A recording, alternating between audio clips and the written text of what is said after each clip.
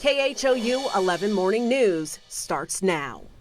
Good morning, Houston. Thank you for joining us for our extended coverage. I'm Kimberly Davis here with Stephanie Simmons. We are tracking the very latest from last night's destructive storms that tore across the Houston area with the help of Cheetah Craft and Jennifer Reyna. Cheetah, we're going to start with you. Hey, good morning, guys. Just like you said, the destructive storms, this morning you're waking up to debris across your neighborhoods. Power outages still a huge concern, especially as we head into a really hot weekend. And the reason, big part of that, the winds, both at Bush Intercontinental Airport, Hobby Airport. Take a look. We had peak wind gusts at 62 miles per hour, but inside the city, we had reports at about 100 miles an hour for those peak wind gusts. As far as the rain goes, we had 1 to 2 inches across Harris County. It was these 2 to 4 inch rain accumulations in parts of San Jacinto, Polk County, and Walker County. Right now, live look at the radar. Thunderstorms just south of Victoria here have a severe thunderstorm warning. So this is one that we'll watch. It's moving in an easterly direction, so potentially will move offshore this morning. We will see about a 30% chance today for not only spotty showers, but even a few thunderstorms, especially concentrated closer to the coastline. Let me show you on our future track. So we get to about lunchtime today, maybe a spotty shower. We keep it under cloudy skies. 2 o'clock this afternoon. Again, some of the showers and a few thunderstorms that develop will have the capability of producing a quick half to maybe an isolated amount, upwards of an inch of rain.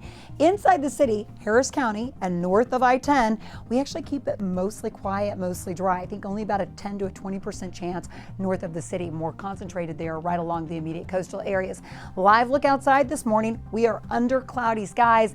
Even though the winds did calm down, Jen, this is going to be a recovery and kind of cleanup efforts for everyone across the city throughout the day today. Yeah, that's why we're asking so many people just stay home if you are not emergency responder. One of 2 major problems that we're dealing with this morning, road debris, such as trees, signage, garbage cans. And if you puncture a tire, there aren't a lot of places that are open where you're going to get help. You're going to be stuck. So that's why we're just asking that you stay put. The other problem is traffic signal impacts. Either they're out or they're flashing. And if you do have to be on the roadways, we certainly encourage that you treat those as a 4-way stop. Just assume that the other person is not going to stop, or maybe know that you're going to be stuck in some traffic, because that's what we're seeing all along parts of Highway 6 on the west side due to lights that are out. There are lights that are out near IAH as well. I mean, probably hundreds across the city, to be honest. Auto pedestrian crash on the Gulf Freeway southbound near 61st Street. Are you headed to the island? Well, you won't be getting there anytime soon. Traffic is stacked up and police have been on scene for a good 2 hours, treating it like a deadly situation.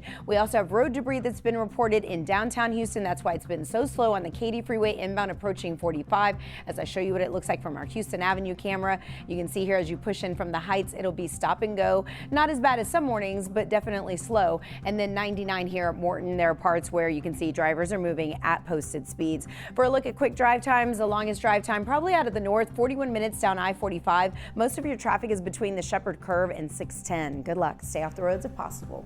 Absolutely, Jennifer. Thank you. Right now, we know at least 4 people were killed during yesterday's severe storms. Now we are learning that 2 of those victims were killed by falling trees. This is video showing one of those scenes on Avenue O in East Houston. According to Houston police, the victim was a 31-year-old mother who went outside to move her car to somewhere safer when that tree fell, killing her. Another victim was killed just a few blocks north of that scene we showed you. And we are told the victim is an elderly man who was in the cab of a cement truck when the wind blew 2 cranes over, falling onto the truck's cab. No one else was hurt who was inside of that truck. And right now we are getting a clearer picture of the damage left behind in downtown Houston this morning. Yeah, especially in downtown Houston, where our Ugochi Uloka was live for us all morning long, and it continues to be live for us. And it looks like a war zone since the last time we checked in with you, Ugochi. Are you seeing much of that damage throughout the area? Kimberly, I am. Right now, we're off of Dallas and Louisiana Street, and I want to show you a lot of that damage we're seeing now that the sun is up. What we've seen are a lot of people walk through. You can also see people taking pictures in this spot of all the damage. A traffic light here, a signal is out here off of Dallas. You can see it hanging here to kind of show you how strong the winds were here last night, how powerful it was. That's hanging down. Now we want to give you another live look here of the glass, a closer look into what we're seeing. take a look. It is scattered all along this area. I mean, you can just see how much glass has compiled in this very spot. And that's just here off of Louisiana and Dallas. Some other areas are seeing it, but people out here don't care. They're walking through it. Cars are driving through it, even though officials are urging people to not do that. That's dangerous. We've seen it repeatedly. They're just going through all of this glass, which is not safe. Now, if you take a look up here, you'll see this sky bridge at the top. You'll see that the windows are blown out, just to show you how powerful the winds were last night. That's the kind of damage we are seeing at this hour in terms of what the storms have done and the aftermath we are seeing. So we are following kind of all of the damage and the cleanup that will be happening here from where we are. You can't see it right now, but just up the street here from where we are, we saw one crew out here sweeping some of that glass. We hope to maybe give you another look later, but that's what's happening now. Some of that cleanup is beginning. Reporting live in downtown Houston, Ugochi Iloka, KHOU 11 News. All right, Ugochi, thank you. Not smart to drive through. Just a piece of that glass is enough to pop a tire. All right, this morning we are also told it's a near total blackout in the Heights area and also in Spring Branch. Katira Winfrey joins us live from the Heights right now. And Katira, where you are right now, what are you seeing? Well, I am at the corner of Crockett and Johnson right now, and when you talk about those power outages and that near complete blackout, you can probably attribute it to right here. You can see that tree that's splintered and it's lying right on top of those power lines, and you can see that debris left over kind of sprinkled along this area. That tree and pieces of branches are blocking one lane. Cars are slowly trying to make their way through. You can see this truck go by right now. People are having to take turns to try to make their way down Crockett. But I'm out here working with John King right now. We're going to turn around this way. So I spoke to someone who lives in this home, and he talked about how some power lines, a power pole, tree came down. Take a look at this fence. This fence was actually up against his house right here, but the power of the wind, the power of the rain knocked it off and brought it down. If you were able to look here, you can see that fence is splintered, but you can also see all of the power lines that are mangled into all those tree branches and all the trees that have come down. So definitely not a safe situation. We've seen a lot of people out walking their dogs. We've seen a lot of people walking on the sidewalks right under these splintered trees. I would advise against that, because where I'm standing, you can see some of them are just barely holding on. And with all this damage, who knows if that can come down on you. So my suggestion is, if you see it, just walk around it if you can, because it is a pretty sketchy or dangerous situation still out here. But we'll bring you the latest online and on our website. Back to you. That's what a lot of the damage looks like in our area. Down trees, down power lines, and even fences, as Katira just showed us there. Thank you. And like we just told you minutes ago, people in Spring Branch are also waking up to near total blackout conditions there, but they're also waking up to some of the worst damage we are seeing in the city right now. That's very true. Stephanie Whitfield is live for us in that area this morning at Bingle and Hempstead. Stephanie, what are you seeing now? Yeah, this intersection is one of the hardest hit in this entire community, and we're going to show you what it looks like. This is a business called Eden's Tire Shop. We've been showing you all morning. The owner was actually here when the storm hit. He told us he had to hide behind tires to avoid getting hurt, and it really is incredible that he's okay when you look at all of this damage. I mean, the walls were just ripped out of his office. The entire building was just demolished.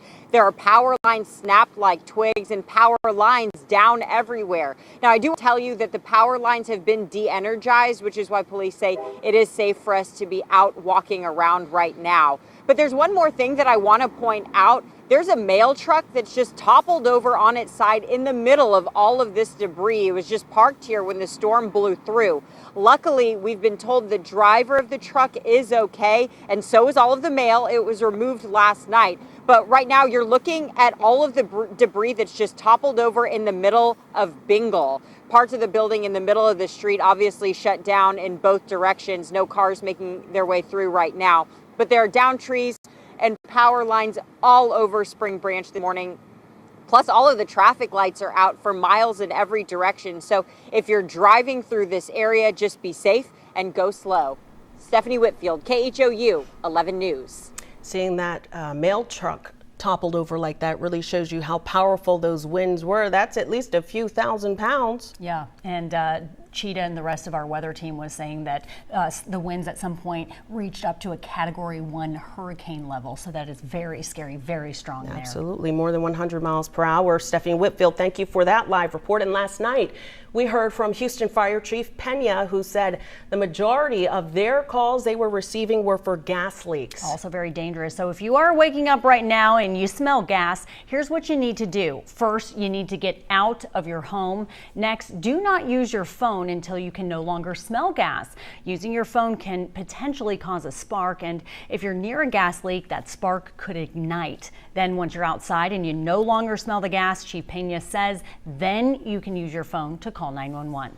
Remember, if you are using a generator this morning, we know a lot of you are, there are some rules you need to follow though. Never use generators inside, and that includes places like your garage.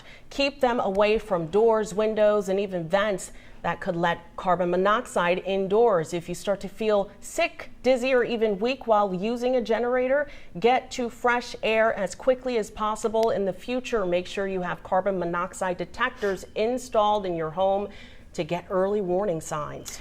Another threat this morning is the power outages impacting traffic lights at intersections. So here's a quick reminder. No signal lights mean that lights should be treated as a four-way stop. Flashing red lights mean that the lights there should also be treated as a four-way stop. And flashing yellow lights mean that drivers should proceed with caution, but only if traffic is clear. And Cheetah, it looks like we're out of the clear for now, but you are tracking some possible isolated storms later on. Yes, you know, it's not a completely rain-free day today. For your Friday, we will see about a 30% chance for a few showers to a few thunderstorms. Now, I took a snapshot of the radar from last night and put on the storm report. So the amount of straight-line winds or potential damage from those thunderstorms, it's almost just widespread. I mean, it's area-wide across Harris County, including that transmission line that's down in Cypress. So we're still dealing with hundreds of thousands of people without power. I think that is going to be the first thing that we're going to focus in on, hopefully, for today. Now, talking about the chance for rain today, most of this all started just south of San Antonio early this morning. It's traveling northeast, and it's moving a little bit closer in our direction. Even a few spotty showers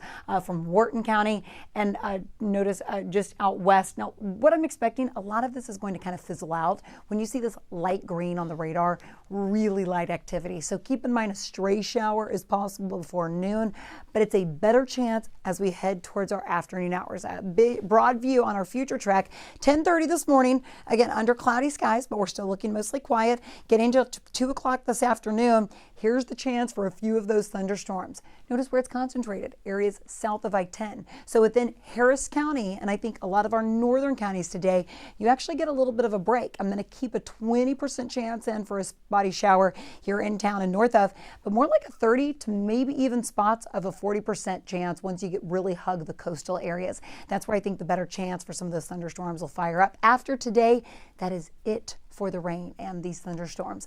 Live look almost all across the board here. We're all waking up to pretty similar conditions. Live look from Hotel Zaza, the Med Center this morning. Look how quiet it is heading into the Med Center this morning. It's really, really quiet. You can tell a lot of people heeding the advice and the warnings to stay off the roads if you can. Okay, lunchtime, spotty shower by the afternoon, about a 30% chance for those showers and thunderstorms. Again, mainly concentrated areas south of I-10.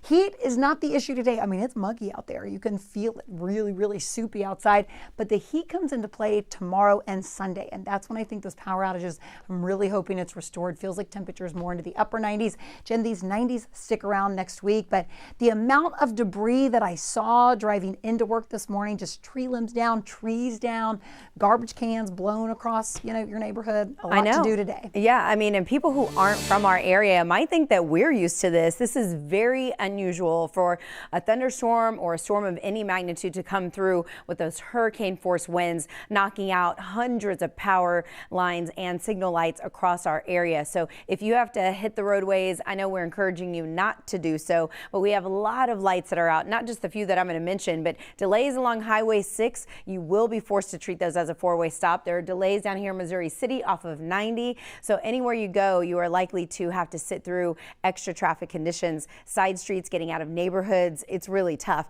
We do have an auto pedestrian crash on the Gulf Freeway southbound near 61st Street. I'm here to check in with all of the backup that's stuck behind the police that have been there for a couple of hours. The feeder road is running pretty decently, but it's the main lanes that are super tied up. So as you make your way toward the island, please be advised that that is going to be slowing you down. Other spots, including 225, looking great here at Burrell. Overall, our drive times are pretty much on the short side, but North Freeway, really heavy traffic conditions between the Shepherd Curve and 610 right now.